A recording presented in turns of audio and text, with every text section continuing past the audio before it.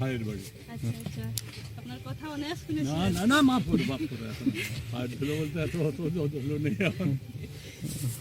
খুব ভালো, এ মেয়ে নার্সারিতে ভর্তি হয়েছে। ভালো করেছে। দাদু ভাইয়ের সঙ্গে হ্যান্ডশেক করো। হ্যান্ডশেক করে, হ্যান্ডশেক করে। জানা তো। খুব ভালো, খুব ভালো।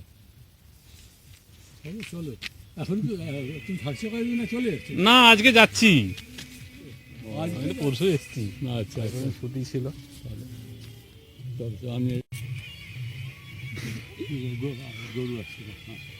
কাকা এদিকে, কাকা এদিকে। আর দেখো পাপা